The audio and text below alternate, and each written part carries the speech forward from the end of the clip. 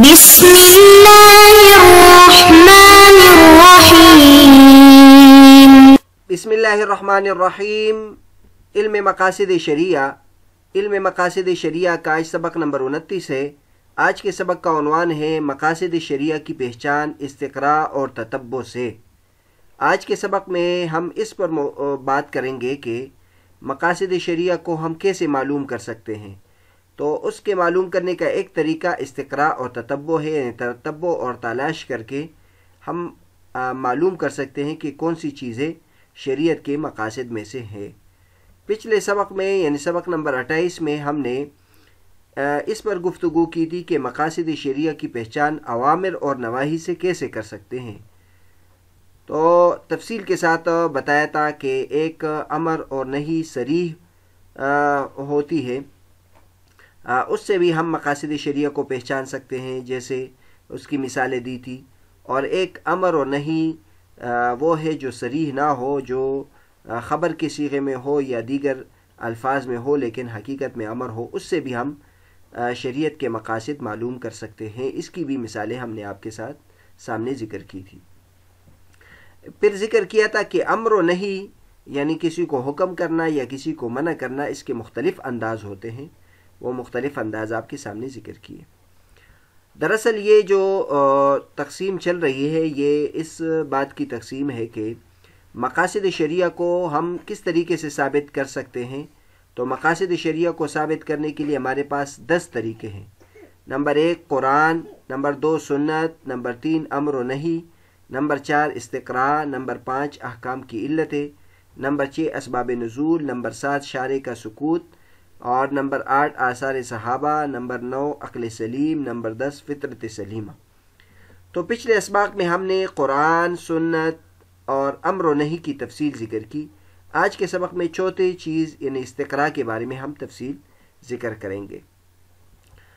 تو استقراء جو ہے اس کے بارے میں یہ لکھا ہے کہ استقراء کہتے ہیں تتبع اور تلاش کر کے، یعنی شریعت کے نصوص میں ہم دیکھیں کہ کہاں کہاں شریعت نے جو حکم لگایا ہے اس کے پیش نظر، شریعت کے پیش نظر کیا بات ہے۔ تو اس کے لیے ہم بہت زیادہ نصوص کو تلاش کریں گے، تقریباً تمام نصوص شریعہ کو ہم دیکھتے ہیں اور اس کے بعد پھر ہم ایک مقصد شریع کو تلاش کرتے ہیں۔ تو چونکہ اس میں بہت زیادہ نصوص کو ہم دیکھتے ہیں، اس کے بعد ہم ایک فیصلہ کرتے ہیں، اس لیے کہا جاتا ہے کہ استقراء سب سے زیادہ مضبوط طریقہ ہے۔ شریعت کے مقاصد کو پہچاننے کے لیے استقراء یعنی تتبع اور تلاش کر کے اس کو ہم یعنی جو معلوم کریں گے وہ سب سے افضل طریقہ ہے۔ اس کے بعد ہم استقراء کی تعریف بھی کرتے ہیں۔ استقراء کس کو کہتے ہیں؟ تتبع الجزئیات للوصول الی قاعدۃ کلیۃ، جزئیات کو تلاش کر کے قاعدہ کلیت کی طرف جانا۔ مثلا ہم ایک بات کسی میں دیکھ لیتے ہیں، ہم اس کے لیے ایک اور مثال آپ کے سامنے ذکر کرتے ہیں۔ مثلا یہ کہنا کہ دہلی والے عقل مند ہیں۔ تو اب یہ جو قاعدہ کلیہ ہم نے بنایا کہ دہلی والے عقل مند ہیں، تو اس کی وجہ یہ ہے کہ دہلی کے ایک ایک فرد میں اس کا تجربہ کیا گیا کہ جب بھی کسی کو دیکھا اور وہ دہلی کا رہنے والا ہے تو وہ عقل مند ہے۔ اس طرح دوسرے کو دیکھا، تیسرے کو دیکھا، چوتھے کو دیکھا، 100 کو دیکھا، 1000 بندوں کو دیکھا، اور پھر ہم نے اس سے ایک نتیجہ نکالا۔ تو استقراء اس کو کہتے ہیں کہ جزئیات کو تلاش کر کے اس کے ذریعے سے ہم قاعدہ کلیہ کی طرف جائے۔ تو اسی طرح جو مقاصد شریعہ ہے اس میں بھی ہم جو شریعت کے جتنے بھی نصوص ہیں اس میں ہم دیکھ لیتے ہیں کہ بھائی شریعت نے یہاں یہ حکم کیوں لگایا ہے، اسی طرح وہاں یہ حکم کیوں لگایا ہے، وہاں یہ کیوں حکم لگایا ہے۔ تو بعض جگہ تو صراحتاً مل جاتا ہے اور بعض جگہ ہمیں دلالتاً مل جاتا ہے، اور ہمیں پتہ چل جاتا ہے کہ شریعت کے پیش نظر یہ بات ہے۔ تو یہ اس میں آپ کے سامنے استقراء کا طریقہ بھی آیا کہ استقراء کا طریقہ یہ ہوتا ہے کہ ہم نصوص کو دیکھ لیں کہ شریعت نے تمام جگہ اس کا کیوں حکم لگایا ہے، اور اس کے ذریعے سے پھر ہم نتیجے کی طرف پہنچتے ہیں اور شریعت کا ایک مقصد ہم متعین کرتے ہیں۔ اس کے بعد اگر ہم دیکھ لیں مقاصد شریعہ کی پہچان استقراء اور تتبع سے، اس میں بعض مرتبہ تو ایسا ہوتا ہے کہ شریعت نے خود وہاں اس چیز کو مقصد بنایا ہوتا ہے. یعنی جب ہم تلاش کرتے ہیں تو وہاں ہمیں خود نص میں یہ بات مل جاتی ہے کہ شریعت نے اس کو یعنی کیوں وہاں حکم لگایا ہے. اس کی مثال ہمارے پاس ہے غرر کی حرمت. غرر کہتے ہیں دھوکہ. تو اب شریعت نے دھوکے سے منع کیا ہے. یعنی جتنے بھی کاروباری مسائل ہیں تو اگر اس میں بیوع اور معاملات کو ہم اگر دیکھ لیں تو ایک بہت بڑی چیز جس سے شریعت نے منع کیا ہے وہ غرر ہے، دھوکہ ہے.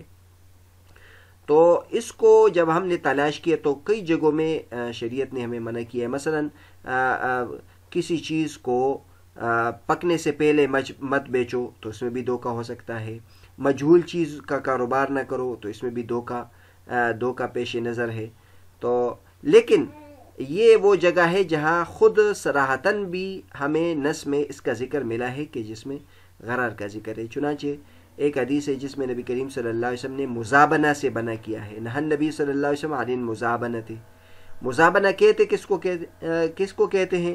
مزابنہ کہتے ہیں کہ پھل کو کھجور کے بدلے میں بیچا جائے وزن کر کے، اور اسی طرح جو کشمش ہے ان کو انگور کے بدلے میں بیچ دیا جائے وزن کر کے.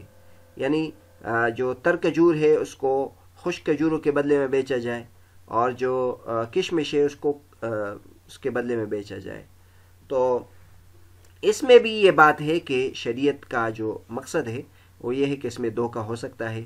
اس لیے کہ مثلا جو کھجوریں تر ہے تو اس میں پانی ہے، پانی خشک ہونے کے بعد اس کی مقدار گھٹ سکتی ہے، اور اسی طرح جو کشمش ہے وہ بھی خشک ہو گئی ہے، اور انگور میں جو پانی ہے پانی خشک ہونے کے بعد وہ کم ہو سکتے ہیں.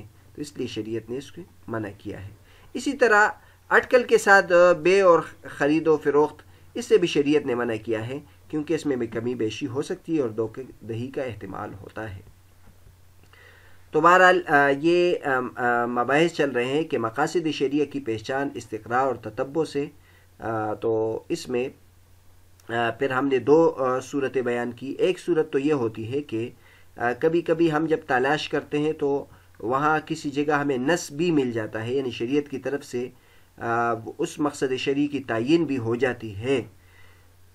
تو اگر ایسی صورت ہو تو پھر اس سے مزید قطعیت اس میں آ جائے گی. یعنی خود اگر کسی مقصد شرعی کے بارے میں شریعت کا نص موجود ہے تو وہ اگرچہ اس کے حکم کے لیے کافی ہے، لیکن اگر اس کے ساتھ استقراء بھی شامل ہو جائے اور تتبع اور تلاش بھی ہو جائے، اور یہ بھی معلوم ہو جائے کہ عام طور پر بھی شریعت کا حکم یہ ہے کہ شریعت اس کی بنیاد پر حکم لگاتی ہے، تو اس سے اس میں قطعیت آ جائے گی.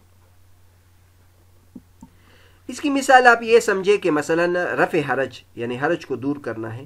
اگر اس کے بارے میں کوئی بھی نص وارد نہ ہوا ہو، لیکن ہم جب تلاش کر لیں کہ مثلا تیمم میں بھی شریعت نے اس کو رفع حرج کو بنیاد بنایا ہے، اور اس طرح نماز میں سفر میں نماز کو جمع کرنا اور نماز کو قصر کر کے پڑھنا، اس میں بھی رفع حرج بنیاد ہے.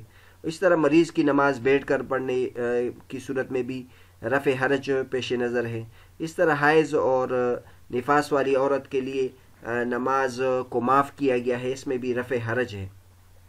تو یہ کئی جگہوں میں شریعت نے رفع حرج کو بنیاد بنایا ہے، اگرچہ ان جگہوں میں نصوص بھی وارد ہوئے ہیں تیمم کے بارے میں، نماز کو قصر کرنے کے بارے میں، مریض کی نماز پڑھنے کے بارے میں. اس طرح حائضہ اور نفاس والی عورت کے نماز کے معاف ہونے کے بارے میں اگرچہ نصوص موجود ہے، لیکن یہ پھر وہ جگہ ہوگی جہاں مزید اس میں قطعیت آ جائے گی. وہ یہ ہے کہ یہ مقاصد کے بھی موافق ہے اور ساتھ ساتھ اس میں نص بھی وارد ہے. آگے ہم استقراء کے بارے میں ایک اور مفید بات ذکر کرتے ہیں کہ استقراء یعنی تتبع اور تلاش یہ پھر آگے دو قسم پر ہے، ایک استقراء تام اور ایک استقراء ناقص. استقراء تام اس کو کہتے ہیں کہ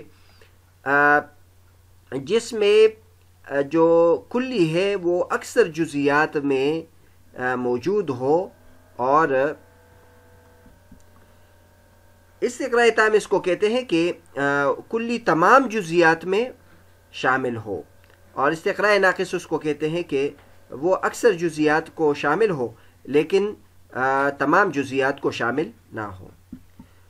اور یہ آپ حضرات کو پتہ ہے کہ جب ہم ایک کلی بناتے ہیں، ایک حکم لگاتے ہیں سب پر، تو کبھی کبھی یہ ایسا ہوتا ہے کہ وہ تمام میں وہ حکم نہیں پایا جاتا، تو اس کو استقراء ناقص کہتے ہیں، اور اگر تمام میں وہی حکم ہے تو پھر یہ استقراء تام ہے۔ آگے اگر ہم حکم کی طرف جائیں تو استقراء تام یعنی وہ حکم جو تمام جگہ پر موجود ہے تو وہ حجت بھی ہے اور ساتھ ساتھ وہ یقین کا فائدہ بھی دیتا ہے، اور جو استقراء ناقص ہے وہ ظن کا فائدہ دیتا ہے، قطعیات اس سے ثابت نہیں ہوتے۔ تو بہرحال آج کا جو ہمارا سبق ہے اس میں ہم نے مقاصد شریعہ کی پہچان استقراء اور تتبع سے اس موضوع پر ہم نے گفتگو کی کہ مقاصد شریعہ یعنی شریعت کے مقاصد کو ہم کس طریقے سے پہچان سکتے ہیں۔ اس کے لیے ایک طریقہ یہ ہے کہ ہم تلاش کریں نصوص شریعہ میں اور اس کے ذریعے سے ہم مقاصد شریعہ کی طرف پہنچیں، اور اس کے بارے میں ہمیں بیان کیا کہ استقراء یہ سب سے مضبوط طریقہ ہے مقاصد شریعہ کو معلوم کرنے کا۔ اس کے بعد استقراء کی ہم نے تعریف کی، استقراء کا طریقہ بیان کیا، اور پھر یہ بیان کیا کہ استقراء کا ایک طریقہ یہ ہوتا ہے کہ اس پہ نص بھی وارد ہوئی ہوتی ہے، تو اگر استقراء کے بعد میں نص وارد ہوئی ہو تو پھر اس میں قطعیت آئے گی۔ اور پھر آخر میں ہم نے استقراء کی دو قسمیں بیان کی، ایک استقراء تام ہے اور ایک استقراء ناقص ہے۔ استقراء تام اس کو کہتے ہیں کہ جو کلی ہے وہ اپنے تمام افراد کو شامل ہو، اور استقراء ناقص یہ ہے کہ بعض جزیات اس سے خارج ہو۔ اگلے سبق میں ہم اس پر گفتگو کریں گے کہ مقاصد شریعہ کی پہچان کا ایک طریقہ احکامات کی علتوں کو دیکھنا ہے، احکامات کی علتوں میں بھی اور اس کے ذریعے سے بھی ہم مقاصد شریعہ کو پہچان سکتے ہیں۔